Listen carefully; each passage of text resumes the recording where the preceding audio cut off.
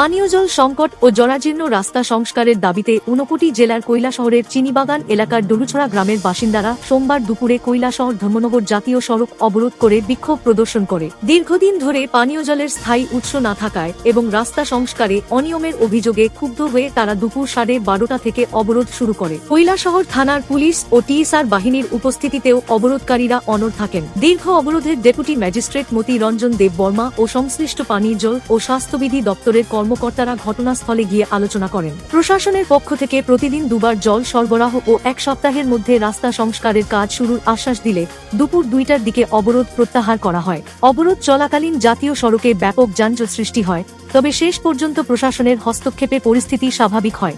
এর থেকে আমরা বহু আগে থেকে কাগজপত্র জমা দিয়েছি, এর কারণে আজকে 1 বছর হয়েছে, এর কারণে রাস্তার কোনো জমা পাইছি আমরা বা জলও আমরা পাইতেছি না। আজকে 2-2.5 মাস হয়ে গেছে গিয়া, বা ডেলিভারি পেশেন্ট বা কেউ মারা গেল, মানুষ আর করতে পারতেছি না, ডেলিভারি পেশেন্ট আসতে পারতেছি না। আমরা কি সরকারটা ভোট দিই না? আমরা সবাইটা ভোট দিই। তো কে লাগে আমরা আজকে এসডিএম ডিএমএ গেছে গিয়া কাগজপত্র জমা দিয়ে আমরা আজকে রাস্তাও ঠিক পাই না, কোনো কিছু সুবিধা পাই না। আমরা এটা চাই যে সেক্রেটারিও হয়েছে, আবার 16,000 টাকা আমরা দিচ্ছে রাস্তা বাবদে, কিন্তু আমরা কোনো কিছু এটার সম্মুখে কোনো পাইছি না বা কোনো কাজই হয়েছে না। এটা বলতো ডলুগাঁও ভগবাননগর, এটা 4 নম্বর গ্রামের নাম হইল ভগবাননগর ডলুছড়া। পানীয় জল দিতে আজকে প্রায় 1 মাসের উপরে, 1 মাসে বেশি।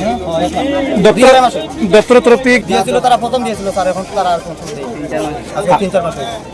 আমরা দেখতেছি আমরা জল এবং রাস্তা দুটোই আমরা ঠিকঠাক হোক, যাতে আমরা আমরা যদি কোনো সুরা পাই তারপরে রাস্তা উঠে বা আমরা যদি কোনো ধরনের কোনো প্রশাসন থেকে কোনো সাপোর্ট পাইতে আমরা রাস্তা